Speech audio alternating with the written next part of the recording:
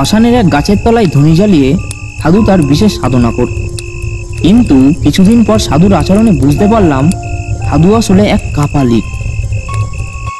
একদিন এক মরা চড়ুই পাখি একটা সরাই করে নিয়ে এসে কাপালিক আমায় বলল, এনে এটা ধর, এটা 3 দিন ধরে আগুনে পোড়াবি। এ দিয়ে কি হবে? কাজ আছে, তোকে পরে বলবো, এখন যেটা বললাম সেটা কর, যা। আমি কাপালিকের কথা মতন 3 দিন ধরে পাখিটাকে পোড়ালাম।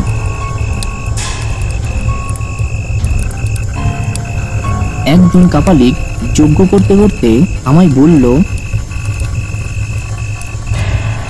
আজ রাতে তোকে বেতাল জাগানোর পদ্ধতি শেখাবো, তুই ভয় পাবি না তো?